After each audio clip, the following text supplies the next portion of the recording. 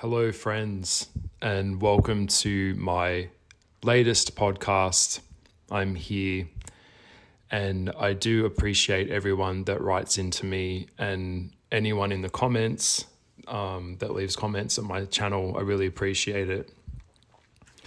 So you've probably seen the podcast topic at hand today. That photo of me was taken by my twin brother in the back of a farmhouse. I'm going to come in this from a gentle approach, but I'm probably going to get fired up a little bit as well in this because I am very passionate about this topic. Obviously, it affects me, very closely. It affects the quality of my life and it affects the quality of many people's lives. And you're probably looking at the thumbnail going, what the fuck is he talking about? I want you to know before I start this podcast today, and I do have a few notes that I've prepared, is that this is something that has been on my mind for a really long time. It's been something that I've been wanting to talk about for a really, really long time. And everything that I say in the next series of podcasts are all coming from a place of truth. They're coming from a place of real life experience.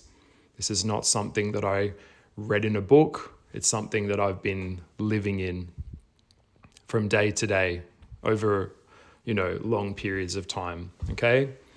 That being said, the next few videos I'm going to be doing, if I feel so called to it, and I don't know how long this one's going to go on for. It might go into a part 2 or even a part 3.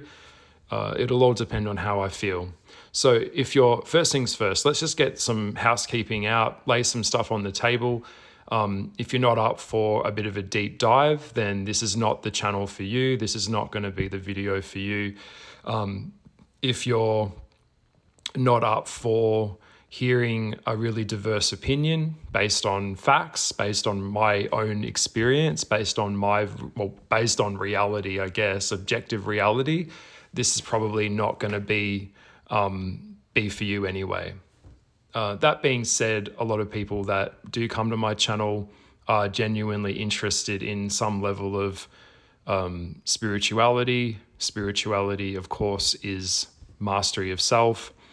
And I think people that are interested in what I have to say genuinely can relate and also feel I feel that they have the bandwidth to comprehend what I'm talking about. But yeah, that moving forward, this has been coming for a long, long time. And I wanted to I was planning on actually starting to talk, really kind of take on bigger subject matters when I got to the 10K following mark. But I decided, no, I'm just going to start doing it now because I feel so called to it. And it's just something that I feel compelled to talk about. So this video may be taken down. I have had other videos taken down before, which is really interesting and also just proves my point that we are really living in a society now that has rapidly changed so quickly in the past 10, 20 years, where free speech is absolutely cancelled. And if you don't agree to this kind of collective overlord way of viewing the world, then you're a pariah and you're thrown away or you're cancelled, or you're demonetized or whatever, So I have to live in my truth, and what will be, where the chips will land is where they will. I can't control how other people view me. All I can do is show up for myself and be the best version of myself that I can be for myself and for others, and try to be of service to the world in whatever capacity that is. You may have noticed I am a man with a mind. I have a mind. Yes, I do. Yes, it gets me into a lot of trouble. And I'm lonely. I get lonely quite a lot of the time. I'm very lonely. I have a lot of, I'm getting a little bit deep here, but I have a lot of range of access to my own internal system. And I look for people that have the same so I can connect with them, because kind of maybe this is like a disclaimer of this new video, but people can only receive you as deeply as they've received themselves. So if you're shallow as shit, this video is probably going to be so offensive to you because it's going to be so outside of your comprehension and your bandwidth. And hey, it's not all entirely your fault. And I'm going to explain that as well in the up and coming videos. But it's a big problem for me. And it's something that I just kind of, maybe I just see myself as like a lighthouse. I think that's kind of why I make art as well. It's like I'm trying to shine this light out into the world, and hopefully someone else out there can see my light and understand me. So if you're out there and you understand me, hello, and thank you so much. It means a lot to me. And even if this video is taken down, I have to know that I tried. Because being blacklisted or removed, it means that you're obviously pissing someone off. So pre-warning, if you have kids around, this is probably not the video for them. And by the way, same with my other videos when I talk about the occult, it was the more hardcore videos that I did on the real occult, kind of hiding in plain sight, that got taken down. So it's interesting to see what is seen as acceptable to society and what is not. So I take no responsibility for the level of reality that I'm sharing with you, as this could be quite jarring to people. That being said, comment sections are always going to be turned on my channel, because I really welcome and I really appreciate a whole diversity of viewpoints and a whole diversity of opinions. And I'm always interested in what angles people have to say, and the angles that, that's how we grow. We grow by challenge. We grow by looking at things that are obscure. And we grow by looking at people that are similar to us as well, and looking at our own shadow back at ourselves. And perhaps this is kind of the gist of what I'm trying to acquire here in the topic. And the topic of today is gay culture. Gay culture, the one-way ticket to nothingness, the one-way ticket to ruin. The hamster on a wheel that just keeps spinning round and it goes absolutely nowhere. And I'm going to get into the topic at hand and explain that to you more. Before I go on, one more thing. If I get comments that say you're transphobic or you're homophobic, please understand I have trans friends. Okay, I have no problem with trans people.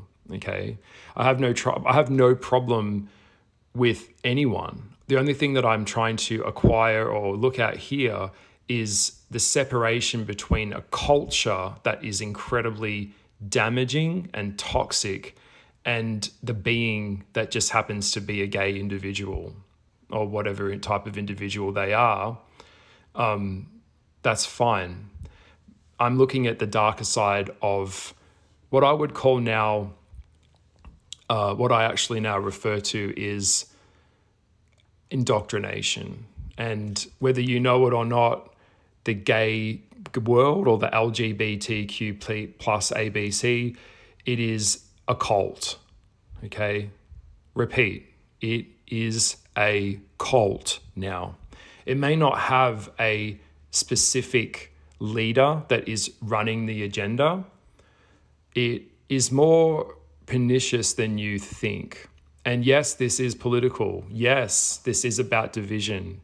Yes, it is about lack of empowerment or lack of power. Who's really profiting from all of this in the long run? Big Pharma Daddy. That's who. The pharmaceutical companies. Okay? So, yeah. Please present an angle to me. More power to you. And you can believe whatever narrative that you want to subscribe to, but in a time-space reality that is governed by specific laws. And I will do other videos on this subject looking at this from a occult point of view, which will be quite interesting. Is there are violations of natural laws as well. okay? And a lot of these violations are coming under the guise of love and inclusivity and things like that, and it's not. It is not, okay? First things first, if you have to silence someone because their opinion or what is coming out of their mouth is something that you don't agree with, how obnoxious and narcissistic are you to think that you reserve the right to silence other people that don't share the same mindset as you? Stop right there. You've already lost. Okay. So if I get any comments like you're homophobic or you're transphobic, no, I'm not. By the way, a phobia or that type of word in the dictionary implies by definition an irrational fear of something that one does not understand. That's what you'll see there. I do understand. I just don't agree. People like to go, you don't understand. No, I do. I understand your point of view. I just don't share the same point of view as you. So that being said, the topic at hand, gay culture, this is more pertaining to gay men in this first podcast here, okay? So maybe if you're a straight person, heterosexual person that's listening to this, it might be quite educational to you. It might confirm a lot of things that you probably already know. If you are truly self-aware, then you would already know about what this is, and that's great. So the first word of culture is what? Cult. It is a cult, all right? And I want to repeat that again because I can't go over this more and more and more enough. It is this kind of way where people have been put or come into this mindset from entering a culture or entering a group of people where they're trying to fit in. Now, I am a gay man. I think most people already know that about myself. I am a gay man. I do not identify the word cis. I completely reject that word. That word cis was made up by a New York journalist back in 1994. Okay, I'm a man, I'm a biological man, and I'm just a gay man. That's it. And this is something that I don't even bring up in my videos. It's something that I don't lead with. It's something that I don't throw down someone else's neck or enforce it on anyone, because being gay to me is the least interesting thing about me. All right. So there you go. All right. So I don't lead from a perspective of telling you my pronouns because I don't give a fuck. By the way, if you lead from that perspective, it's just nothing more than pure narcissism, straight up. Rather than you thinking about anticipating my thinking of your acceptance, why don't you focus more on your own thinking and also think that, questioning yourself, are you actually a decent human being? Are you a kind person?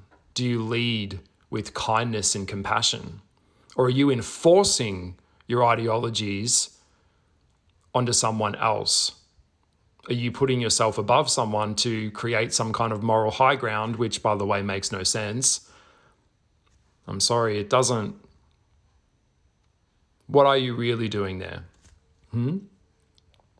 Okay, so I'm going to share my story with you. And there's so much to unpack. And by the way, there's just so many corridors I could go down. That's why I feel like I'm going to have to break these up into little, more smaller podcasts that are easier to digest.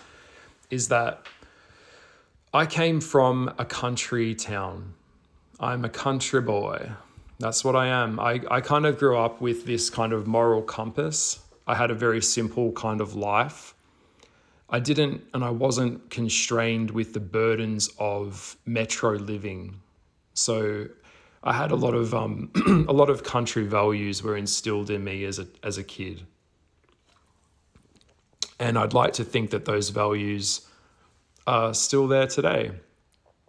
One of the biggest values is truth, telling the truth, being honest with yourself, not bullshitting yourself, not inventing things in your head, okay? Also, being humble, seeing other people from where they are and just being respectful, that type of thing. Treating other people with dignity, treating other people with respect. That's kind of a given that we kind of think or assume, but it just doesn't translate, particularly in the gay community. By the way, I do have a problem with the term community. It is not a community, okay? For it to be a community, there would have to be leaders, there'd have to be innovation, there'd have to be some kind of consensus on what the community is. There'd be like a committee, there'd be someone to report to, there'd be some level of structure, there'd be some kind of consensus on the reality of what the community is. We don't have that, all right, period. Putting that on the table right now. There is no community. It is a hodgepodge and a mishmash of all of these different kind of ideologies that come under this kind of coming under this umbrella term that, it's quite contradicting of its own self. And that's kind of really what it is.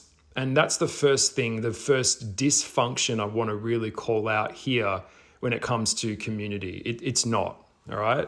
I see more mental illness. I see more drug addictions. I see more destruction of the soul, spiritual filth, perversion, grooming. I see more of this in the gay community than anywhere before. And you're probably going, oh, and kind of clutching your pearls, listening to me say that, and so to speak. But I'm being so honest here. This is not the mothership. The gay community is not the promised land. It is a one-way ticket to fucking up your whole life. Why? Because it doesn't chase virtue. It doesn't chase honor. It doesn't chase excellence. It just doesn't. It really doesn't. And so if you think about it, putting it really logically, if you dedicate your life to being in a state of being distracted, everything's reductionary, everything is oversimplified, everything is miniaturized, and your whole life and the pursuit of your life is just a series of sexual interactions that, your whole life is a bunch of sex acts, and then you grow old and then you die. There's nothing to be proud there about. There's nothing that you've accomplished. There is no legacy here. Okay, it's so obvious to me to even say that. I mean, it's obvious as hell. If you're not pursuing something other than a characterization of an archetype that you're indoctrinated into, well, what's going to happen to you? And it's scary to even think that, look, it's scary to even think that you would even have a conversation with a man that's in his 50s or 60s that has achieved nothing. It's really, and kind of explaining that back to them, they get quite defensive, but it is the truth. And thank fuck,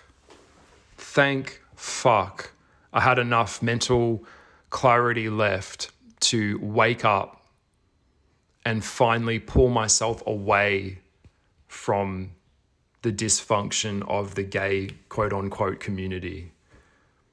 Oh, thank God I have. And thank God I managed to do it before I was 40 as well, because yeah, it's not a good thing. I do have plans. I would like to have love in my life.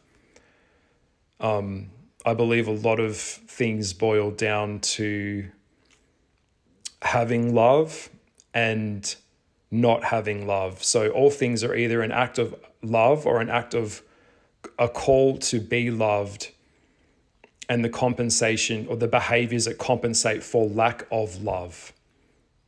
I know that sounds a little bit meta, but I think most things come down to either fragmentation or integration on some level.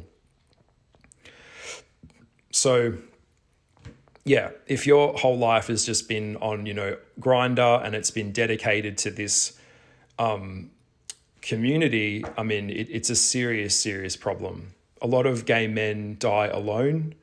A lot of them lack the communication skills to be able to build relationships that last long term. A lot of them don't even make it to nursing homes. They kind of get older and they kind of disappear. And I've noticed this. I've seen it. Once upon a time, I was a poster boy for this. I was a poster boy for gay culture. And I coming back to my original thought was, I kind of came in as a young man and I wanted to fit in. Am I looking right? Am I doing it right? Am I wearing the right clothes? Am I wearing the right shoes? And kind of wanting to be a part of this thing where I was, because obviously, I've had time to study, I've had time to look at this. In psychology, humans are an interdependent species. We need tribes, we need communities, we need connection, and we form points of connection based on relativity with another person where they can connect with us, and then we feel like we're a part of a group.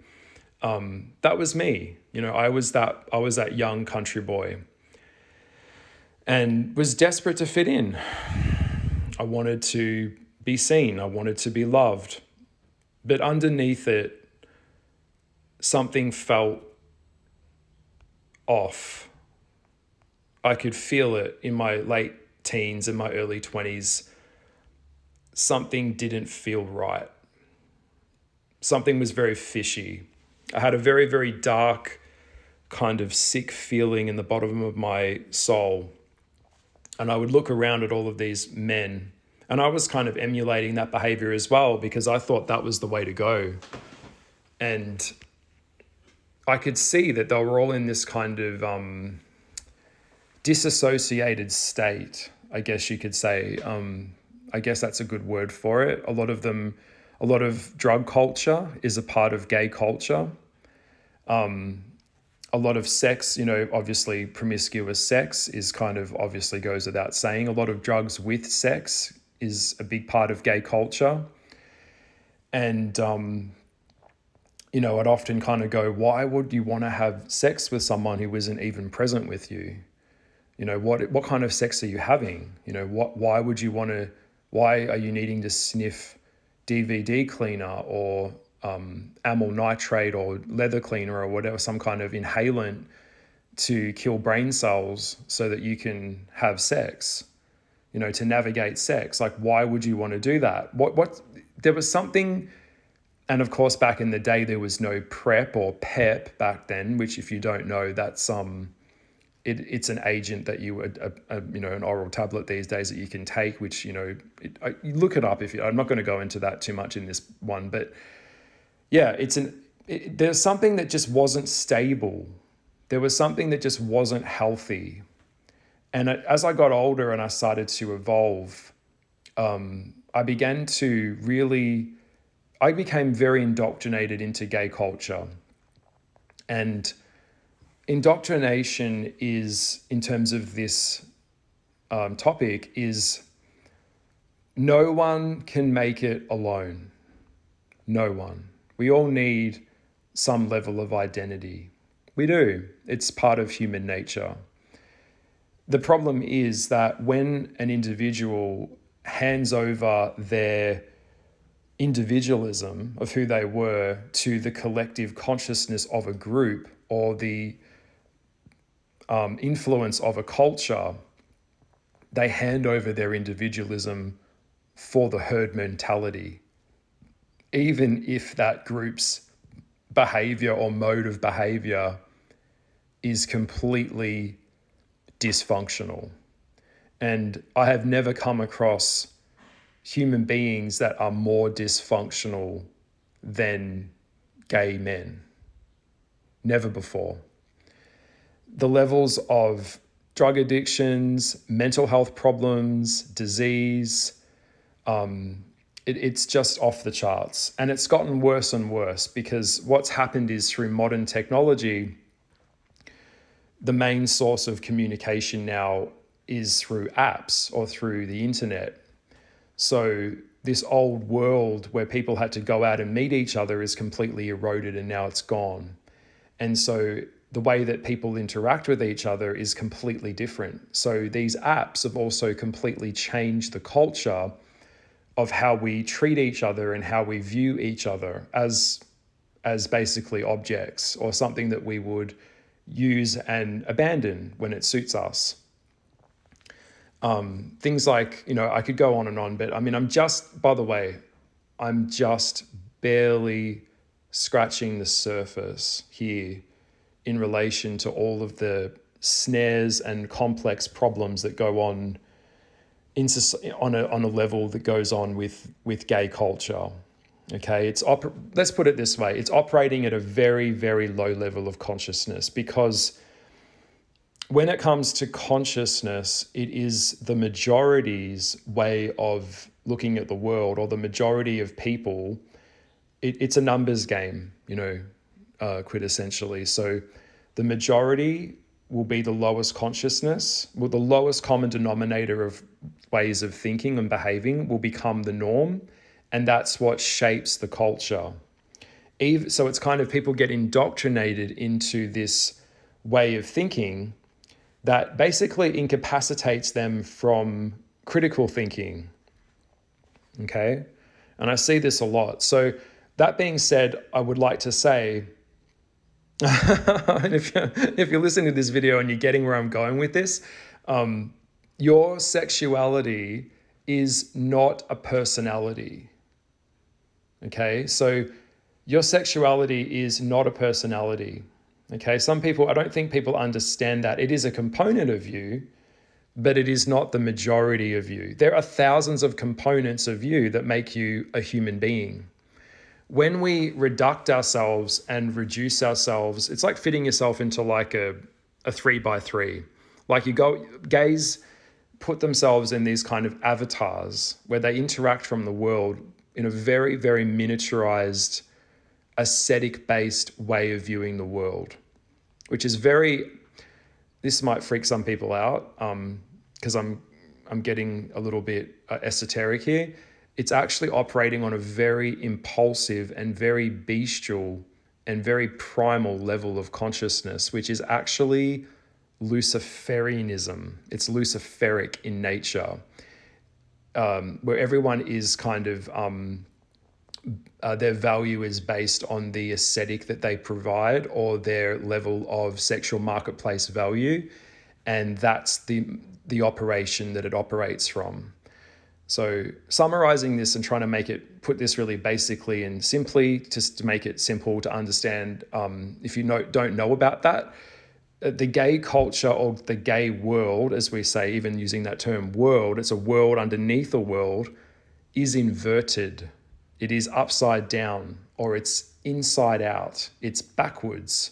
It's a miniaturization, or even a kind of mirroring of other worlds, which it also operates in. You may not have had that explained to you like that, but that's really what it is. And so it's a very fragmented way of engaging with people or with each other. And so it operates on a very bestial level of sex, and impulse to do with pleasure seeking. It doesn't operate in the mind, and it does not operate in the heart. And that's what I've always kind of adopted the philosophy that it is very, very difficult to prolong something that isn't real. And so when we look at a lot of relationships and longevity in the gay community, most of them, if not all of them, are generally not long lasting, because they can't. Because fundamentally, there's something that is not based on a level of reality. Is this impossible? No, it's not impossible. And when I say relationship, I'm not talking about an open relationship here. I'm simply talking about a stable, healthy, monogamous relationship that is able to actually withstand the challenges of life. So yeah, I don't see open relationships, by the way, and I have mentioned this before, I don't view open relationships as real relationships. It is the exclusivity that you have with your partner that makes it a relationship. Otherwise, it's just a friendship. And by nature as well, it goes without saying, especially with gay culture, is that humans are hypergamous in nature. So we date up. We're looking for the bigger, better deal. So a lot of pathological behavior is also tied into gay culture, where we're looking for keeping someone where we need them and then looking for something better above them, which is not virtuous. It's actually it's a user mentality. I keep you just where I need you until something else comes along, or I'm having sex with other people, or, the ideology that, 10 people or many other guys can fuck my boyfriend and run a train on him, and, that's really hot.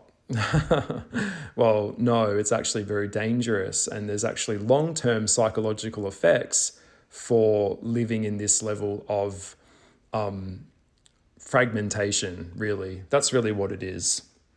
Everything in the gay world, in gay culture, is very entertainment-based.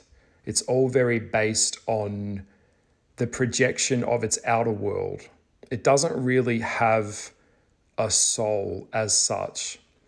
And that being said, you may not have heard it worded as directly as this way as I'm trying to word it now, is that a big part of gay culture is actually pop culture. And of course, pop culture is like pop music and the glorification of and the adoration of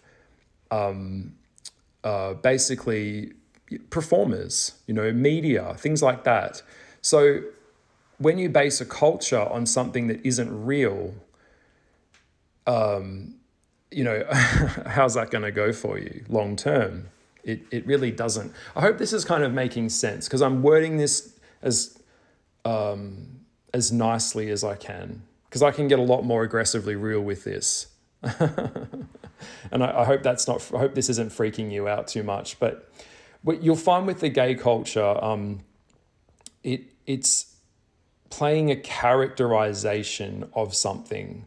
So it's dressing up as the physical embodiment of something without fully embodying the understanding of what it is on a soul and heart level.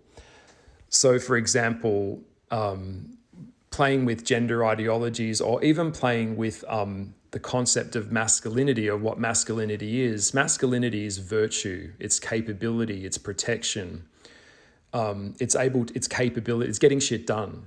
So it's an energy that can contain the feminine.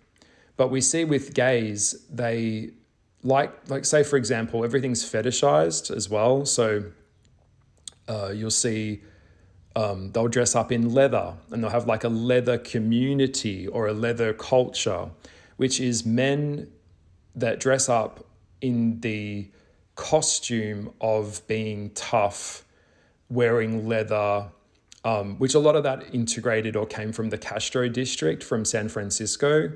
A lot of them, dress up in leather, but wearing leather and dressing up in a character doesn't make you masculine. It is simply a dress up or a projection of the archetype of the virtue that thing symbols. It doesn't make you strong. It doesn't make you masculine. So it's all based on the external world. And this also ties in back to that Luciferic consciousness, where the devil card, obviously in the occult, in the tarot, is symbolic of the dissolving of the erosion of the soul, or which would be salve coagulate, not just what above and so below, but also nothing higher than physical matter. So it's kind of the rejection of soul and operating from, sexual exploration. And a lot of the bad behavior and destructive modes of operation that come with gay culture it's very pernicious, because what it does, it comes in under the guise of sexual liberation and freedom. And so what that is, it's like there was for a period, when we look at the culture of gay culture, we know that it came from a place that was oppressed. It was, you weren't allowed to be gay in public. You were not allowed to be seen,